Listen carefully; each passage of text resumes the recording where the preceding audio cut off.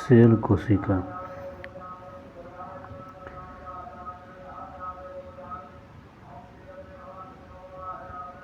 जीवधारियों की आधारभूत संरचनात्मक एवं क्रियात्मक इकाई को कोशिका कहा जाता है। संसार के सभी जीव छोटे छोटे कोशिका से मिलकर बने हैं। कोशिका का अध्ययन जो है साइटोलॉजी कहा जाता है और सर्वप्रथम कोशिका खोज 1665 ईस्वी में रॉबर्ट हुक किया था, किंतु इन्होंने मृत कोशिका का खोज किया था। इन्हें फादर ऑफ साइटोलॉजी कहा जाता है रॉबर्ट हुक को। फिर सर्वप्रथम जीवित कोशिका का खोज जो है 1674 में किया था एंटोनियो लेमनहोग। जीवित कोशिका का खोज एंटोनियो लेमनहोग किया था 1674 में किया था। फिर तालाब के पानी में मुक्त जीवित शैवाल स्पाइरोगाइरा कोशिका, उन्होंने जीवित कोशिका को एनियोम्यूकस कहा और कुछ छोटे कोशिकाओं को क्या कहा, एनियोम्यूकस कहा। अब सब बैक्टीरिया के रूप में जाना जाता है। कोशिका का सिद्धांत जो है जर्मनी के वनस्पति वैज्ञानिक एम.ए. स्लाइडेन एंड सोवान, जर्मनी के जंतु विज्ञान के थियोडर स्वान यानी कि जर्मनी के जो था वनस्पति विज्ञान स्लाइडेन और जर्मनी के जंतु विज्ञान जो था स्वान, दोनों ने मिलकर क्या किया, कोशिका का सिद्धांत दिया। प्रत्येक जीव की उत्पत्ति जो है एक कोशिका से हुआ है। प्रत्येक जीव का शरीर जो है एक या बहुत कोशिकाओं से बना हुआ है। प्रत्येक कोशिका एक संवर्धनीय इकाई है, यद्यपि सभी कोशिकाएं मिलकर कार्य करती है। फलस्वरूप एक जीव बनता है। कोशिका की उत्पत्ति की प्रक्रिया केंद्रक मुख्य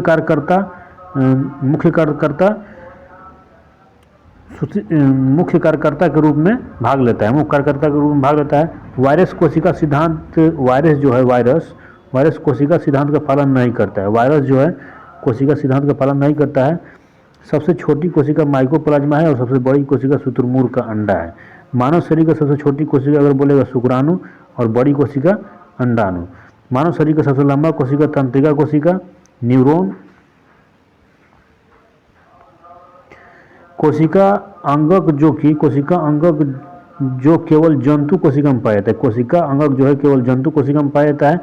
जिसे गोलाकार होता है और सिलिया और फ्लेंगेला केवल जानवरों में पाया जाता है।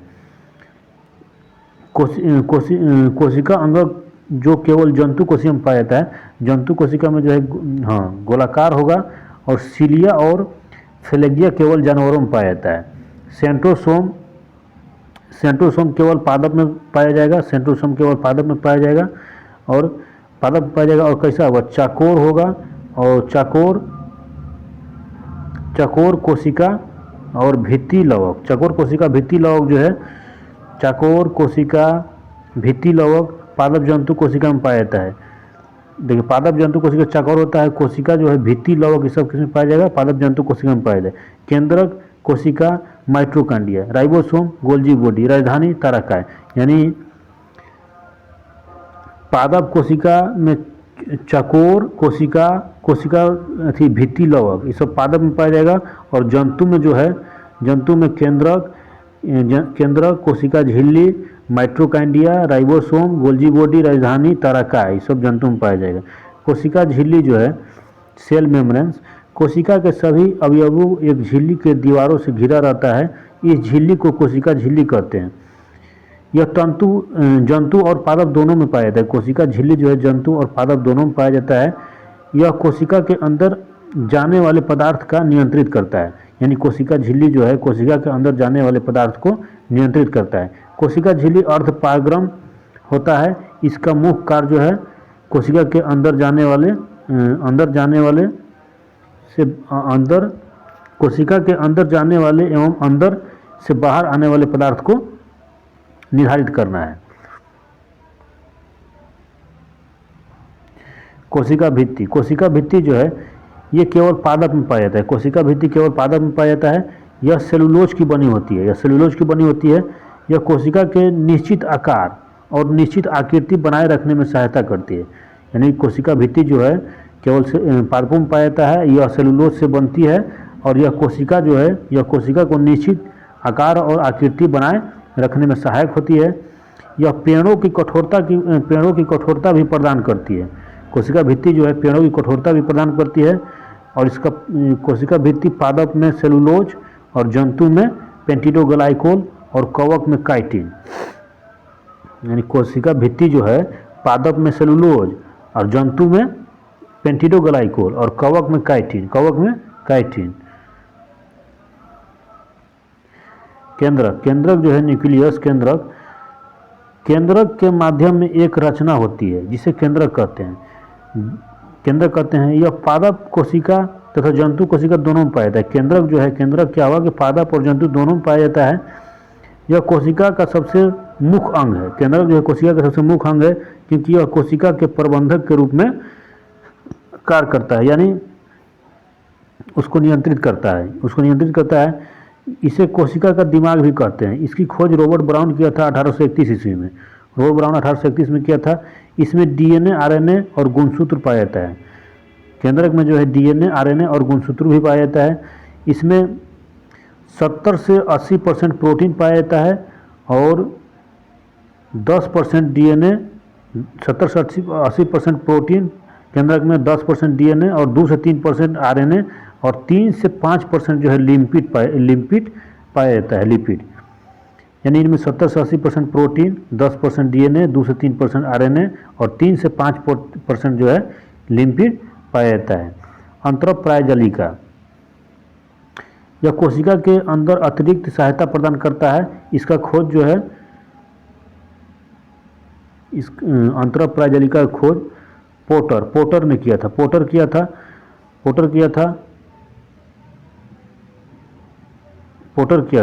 यह 2 प्रकार का होता है, चिकनी अंतरप्रायजलिका और खुरदरी अंतरप्रायजलिका।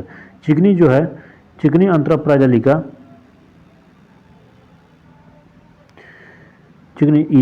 अंतरप्रायजलिका जो है यह कोशिका में कार्बोहाइड्रेट तथा वसा का संश्लेषण करता है। कार्बोहाइड्रेट और वसा का संश्लेषण कौन करता है? तो चिकनी अंतरप्रायजलिका। कार्बोहाइड्रेट और वसा का संश्लेषण करता है चिकनी अंतरप्रायजलिका।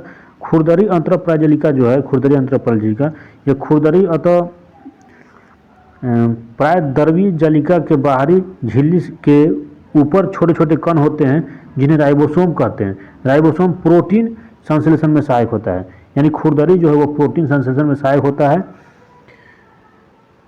राइबोसोम जो है यह एक पादप कोशिका और जंतु कोशिका दोनों में पाया जाता है। राइबोसोम जो है पादप कोशिका और जंतु कोशिका दोनों में पाया जाता है। इसका खोज जो है राइबोसोम का खोज कौन किया था? पेलाट किया था राइबोसोम का खोज। यह कोशिका का सबसे छोटा अंग है। राइबोसोम जो है कोशिका का सबसे छोटा अंग है। इसके बाद यह ribo nucleic acid ribo nucleic acid नामक अम्ल व प्रोटीन से बनी होती है। राइबोसोम जो है राइबो न्यूक्लिक एसिड और प्रोटीन से बनी होती है। इसे प्रोटीन की फैक्ट्री भी कहा जाता है। राइबोसोम को प्रोटीन की फैक्ट्री कहा जाता है। इसका मुख्य कार्य जो है प्रोटीन का संश्लेषण करना है। यह 2 प्रकार का होता है। 70S और 80S। 70S में माइटोकॉन्ड्रिया जो है ना, माइटोकॉन्ड्रिया, क्लोरोप्लास्ट और बैक्टीरिया। 70S में माइटोकॉन्ड्रिया, क्लोरोप्लास्ट, बैक्टीरिया। 80S आकार में बड़े और विकसित पौधों और जंतुओं में होता है। 80S किसमें होता है? तो आकार में बड़ा होता है और विकसित पौधा और जंतुओं में होता है। 70S mitochondria, chloroplast, bacteria. फिर माइटोकॉन्ड्रिया जो है, माइटोकॉन्ड्रिया का खोज 1880 ईस्वी में कोकिलर ने किया था। माइटोकॉन्ड्रिया का खोज 1880 ईस्वी में कोकिलर ने किया था। इसके बाद कोलिकर ने किया था। कोलिकर ने कीटों के रेखित पेशीय में किया था। फिर 1890 में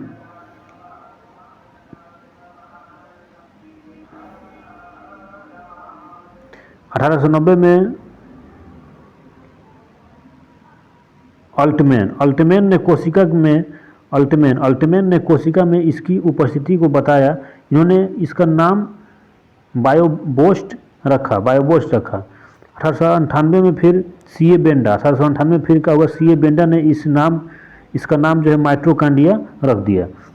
सी ए बेंडा ने इसका नाम माइटोकांड्रिया रखा, यानी खोजा था 1880 में कोकिलर कीटों के रेखित पेशिया में। फिर 1890 में अल्टमैन कोशिका में इसकी उपस्थिति को बताया। फिर आगे चलकर उन्होंने बिग बोस्ट में रखा। बिग बोस्ट में रखने के बाद 1898 में सी बेंडा ने इसका नाम दिया माइटोकांड्रिया। यह कोशिका द्रव्य में पाए जाने वाला गोलाकार अथवा सूत्राकार रचनाएं होती है। माइटोकांड्रिया दोहरी झिल्ली की होती है और इन्हें उभरों को क्रिस्टी कहा जाता है। माइटोकांड्रिया की कोशिका का ऊर्जा घर कहते हैं। माइटोकांड्रिया की कोशिका को ऊर्जा घर किसे कहते हैं, माइटोकांड्रिया को। और क्योंकि यह ऊर्जा उत्पन्न करता है। माइटोकांड्रिया में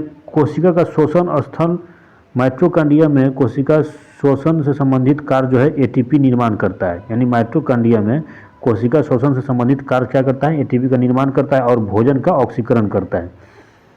एटीपी का निर्माण और भोजन का ऑक्सीकरण कौन करेगा, माइटोकांड्रिया। और इसका कार्य जो है माइटोकांड्रिया कार्य क्या है, तो कोशिका के भीतर शोषण में एटीपी का निर्माण करना। माइटोकांड्रिया का कार्य क्या है, कोशिका के भीतर शोषण में एटीपी का निर्माण करना। और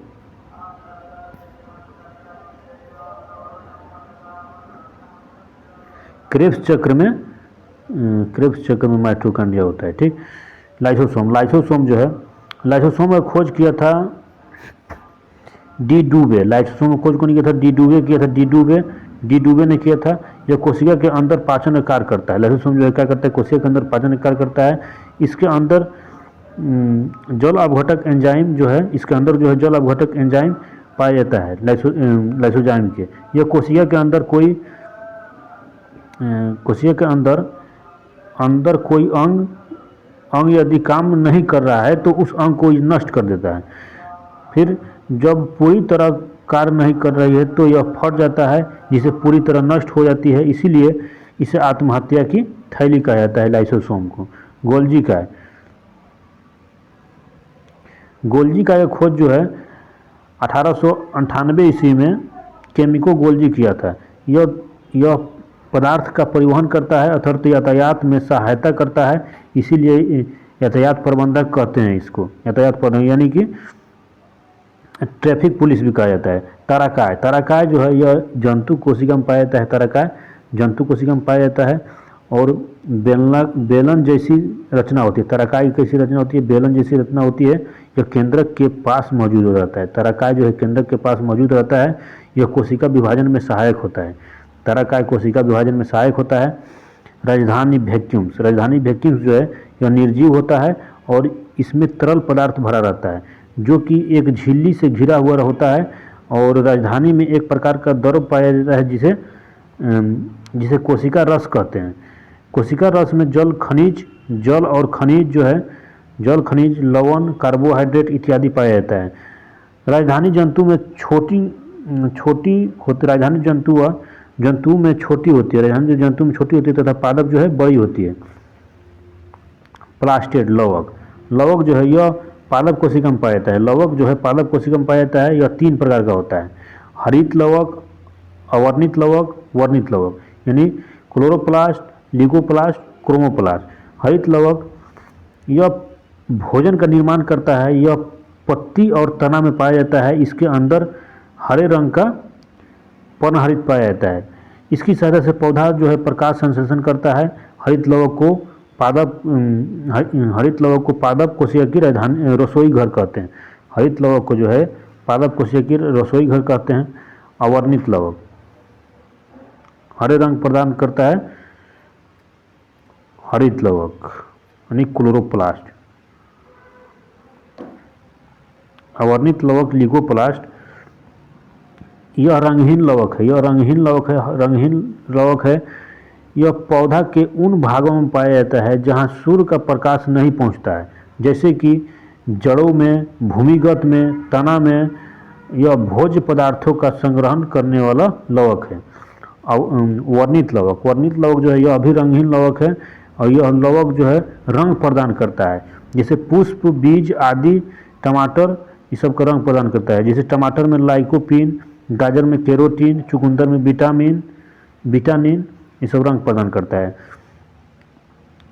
प्रोकैरियोटिक तथा यूकैरियोटिक में अंतर। प्रोकैरियोटिक कोशिका, प्रोकैरियोटिक जो है, जैसे प्रोकैरियोटिक यह कोशिका के अर्ध विकसित होती है। प्रोकैरियोटिक जो है, प्रोकैरियोटिक क्या है, तो प्रोकैरियोटिक जो है यह कोशिका अर्ध विकसित होती है। प्रोकैरियोटिक अर्ध विकसित होती है, इसमें केंद्रक भी अवस्थित रहता है, यानी केंद्रक भी नहीं रहता है। फिर इसमें 70 राइबोसोम होता है, इसमें कोशिका विभाजन नहीं होता है। प्रोकैरियोटिक में कोशिका विभाजन नहीं होता है। इसमें शोषण का कार्य जो है झिल्ली करता है, झिल्ली में होता है, तो शोषण का कार्य झिल्ली में होता है। उदाहरण के लिए जैसे बैक्टीरिया हो गया, माइकोप्लाज्मा हो गया, ये सब क्या है, प्रोकैरियोटिक है।